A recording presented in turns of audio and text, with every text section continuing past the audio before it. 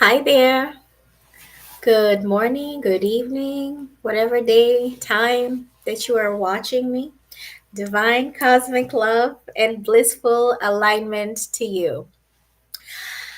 How's everybody doing on this beautiful Sunday? I hope you had a great weekend and are looking forward to a wonderful start of your week.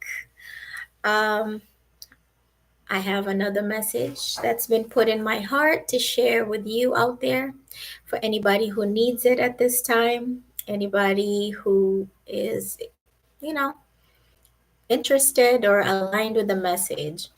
So I'm looking a little sarsaparilla-ish today. I saw this in Shane, I guess. It's like $1.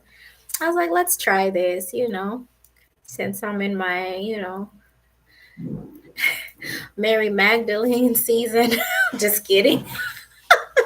I'm kidding. I think they're so cool. I love these head dresses, the golden ones, and sometimes they have little ones that just come up here. I think they're so cool. I hope you like it. Trying something different. So let's get to it real quick because I have what? Responsibilities, and I don't want to take up too much of your time, right? So the past week, I don't know how everybody's week was as we're in August now. Everybody's getting ready to go back to school, the kids, start new things, whatever you have going on. This is the second half of the season or the year. Um, and we all just want to go into it, as always, feeling good. Every new month is a new chance to, start things over, complete what you didn't complete. You know, it's always a good time. I love the beginning of the month. It's a time to just, make new goals or complete older goals. That last week of July though got me pretty pretty good trying to wrap things up for July, get things ready. I know most moms, parents were out and about finishing whatever duties and responsibilities that you have to your family. So last week was a little challenging, and sometimes you can get overwhelmed by the realization that we still have to keep going despite the fact that we're living in the situations that we are in, the news, as things it's like evolving and revolving around. We still have to keep to our um, duties, so to speak. So it's easy to feel overwhelmed. Sometimes it's overwhelmed in a good way, sometimes it's not in such a good way. For me, it was a little bit of both, just sitting back and realizing, oh, wow, I got all the stuff done that I needed to do. Um, and then on top of that, um, just realizing our planet, there's some people somewhere who are going through much more tougher things than we are. And how can you help them? So it was a little emotional roller coaster, it's just a hit of overwhelming. And for me personally, sometimes it's not me. One thing about myself, sometimes I feel other people's um, emotions, and that's why I kind of tend to stay to myself. It's not because I don't want to socialize or I'm antisocial, it's because I can feel you. And I had been out and about getting the crayons and the colors, and you see people smile, wave, and sometimes I peopled. And sometimes when you people, you can't help certain things that you see that the Holy Spirit can show you. And in this era that we live in, sometimes when you try to approach people to tell them something, you don't know how you're going to be received, especially if it's something good, and you're hoping that they would receive it well to bring some kind of peace to them. And I have had to learn to not do that because not everybody receives it well. So I absorb all this, you know energy from going to get the shoes for the kids and this and that.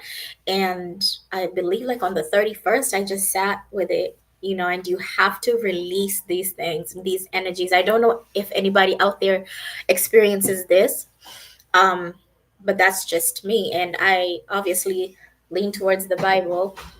And here comes a visitor. And my boss. How can I help you?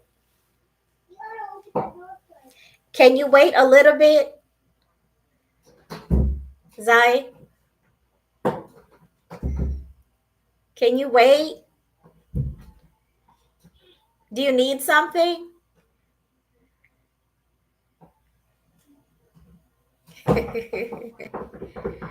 So yes, I don't know how to pause this.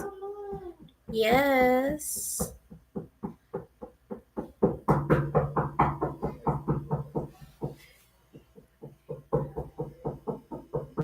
I have two choices: ignore or attend. I'll be challenged. Hey,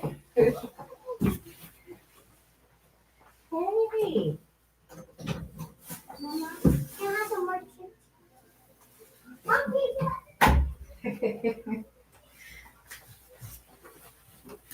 Okay, needed some snacks. Okay, so where was I? Talking about feeling other people's worries and, on top of your own. So I needed to sit with it. Most of the time, we drink things away, smoke things away, work out things away, whatever things that are affecting us. We try to find something outside, exercise. Some things are good, some things are not bad. So, but you always trying to find something. Take a walk, go to the beach, at least an outlet. But I try to sit with these things and try to understand um, where they're coming from. And I would advise most of the time when something touches you emotionally, it's always important to sit with this. Ask yourself, why am I feeling a certain way towards somebody, even if I don't know them? Um, is it you? Check yourself first. And is it them? Have you approached them? Have you spoken to them? Are you operating off of what you think and who you think they are rather than who they really are? So I like to sit with things and decipher them, so that I can move with the highest.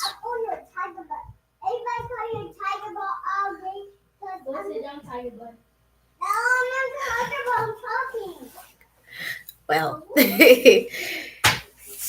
anyways, you sit with things and you try to decipher them so you can operate from an honest place and a truthful place. That way, you don't create more karma for yourself. And karma are backed up feelings, like when you don't go to the bathroom, and those feelings build back up into your heart and into your spirit. And if you don't release them or resolve them, they can harm you. They can harm you mentally. So I looked into the Bible. I guess I opened the Bible and I was just asking God, just speak to me. And the Psalms, that was last week, the Psalms, um, 13, 25, 31, 40, and 107. I'm not going to read them, but I would advise you to take a look at them and just get some encouragement about distress and worry. Um, and let's see, and God is so good. I didn't share that because that evening, um, I received a gift from my mom. I was shocked. I wasn't expecting it. But she sent me, look at this. How cute is that? Like a peacock, you know, Bible case. Yeah, I thought that was good. And a new Bible. How cool is that? So that took me out of whatever sadness and heavy feelings that I was feeling. Uh, that's why I'm always like, God is so good. God will always like ricochet anything aimed at you. When you get to know God, and his love for you, and anything aimed towards you. And if you pay attention, you'll just know. You'll know it had to be God. Like he will deflect. Like someone could have intentions for you, but they are not God. And God will be like, "Oh, you want to be sad? Here's a new Bible." It was supposed to arrive at a earlier, so we were worried that it was lost or something. And it arrived just in time for me to open and read the new Bible. And I'm really grateful. I guess she thought I needed a new Bible for this new journey.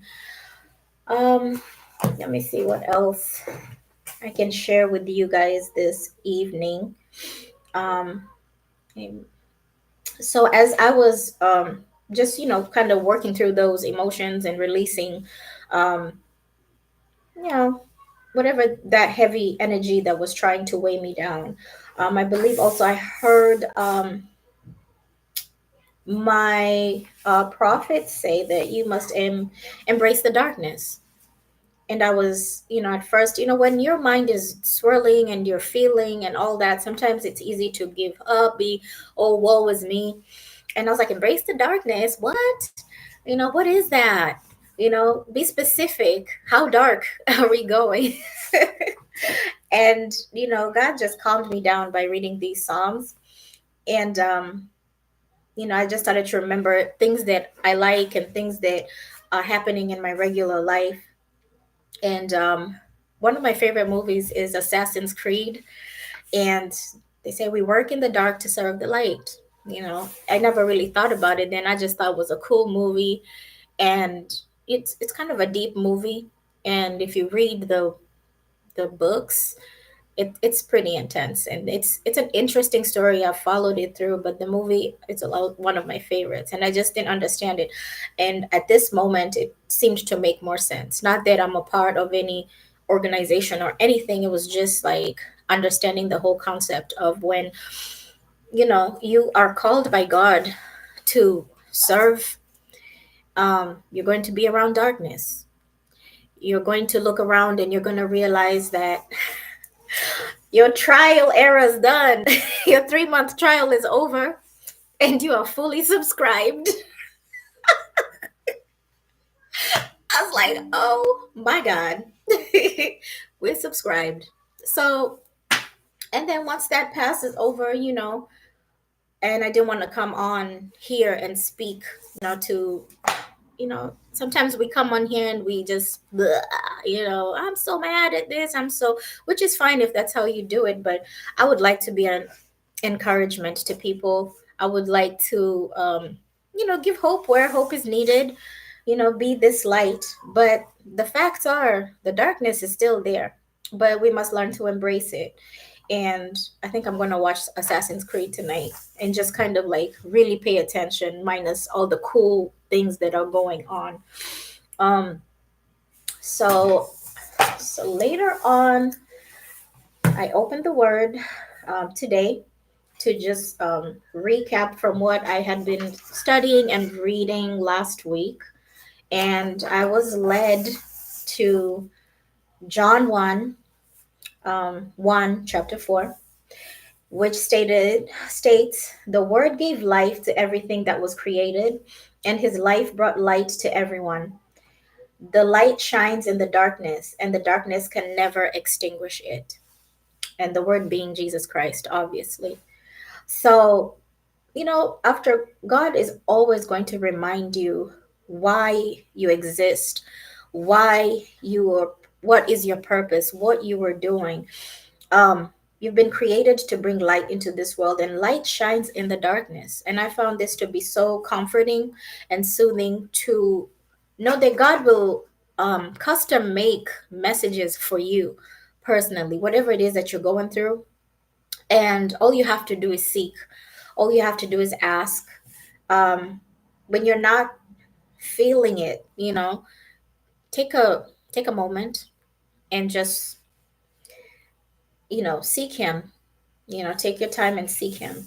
But that was encouraging for me. And then there was a reading about John the Baptist right here.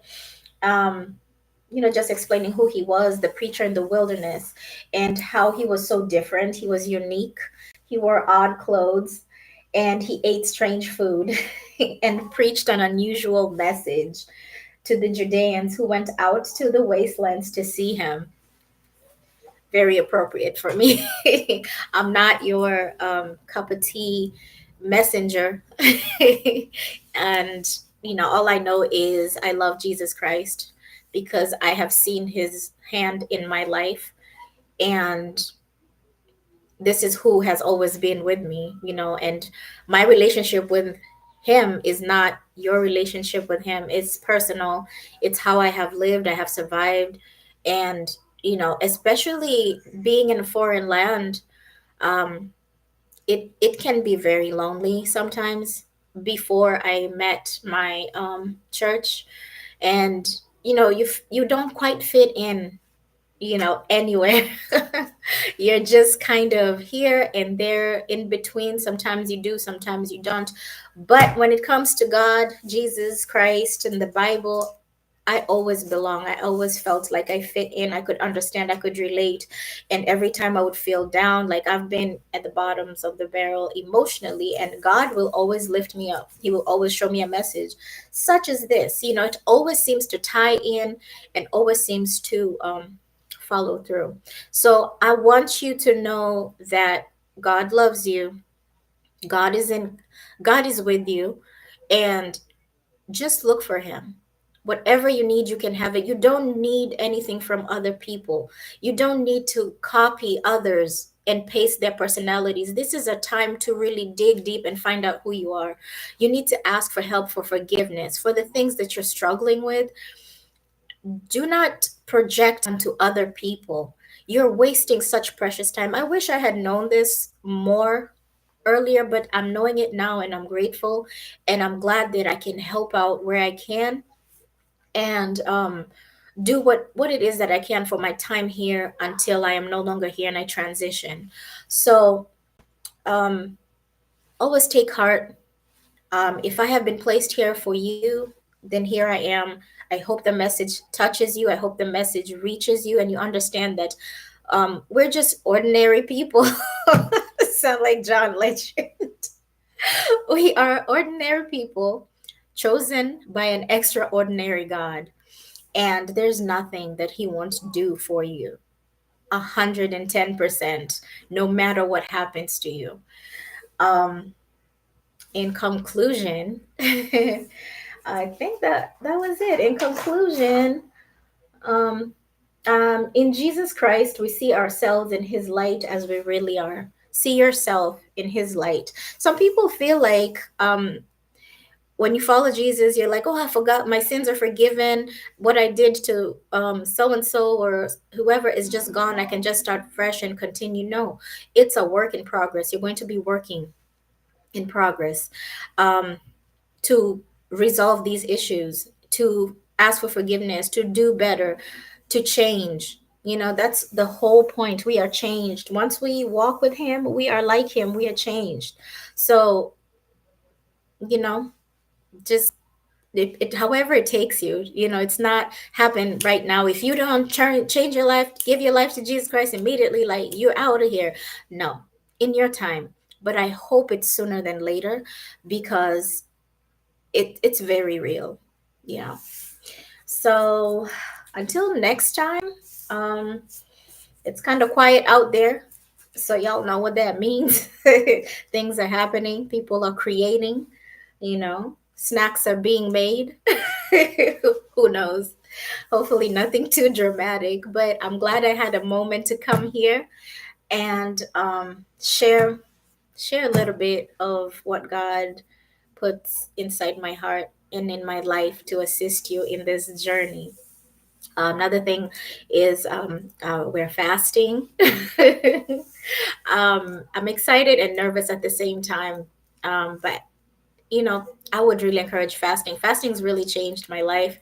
And I can't wait to see how it's going to further change my perception and open my eyes and get me closer to God, because it always does something. Um, I'm excited. I was nervous. I'm always nervous. Snacks. I love snacks. But fasting is so it's good. It's important. It enhances your discipline. Um, you lose some weight. You look good. You also hear from God, and I'm excited because it can be a fun event, to come together with God's people and far and wide, and just have one thing in common that you're doing together to hear from God and what He has for us. So hopefully, it's always a good. It's not hopefully, it's always good. A good word, but I will not take any more of your time. I hope this did something for you. Thank you so much for subscribing to my channel. I have to remember to say that. Thank you for watching me. Thank you for supporting me. For those who are supporting me in prayer, in spirit, amazing. I hear you, I see you, I feel you, and I'm grateful.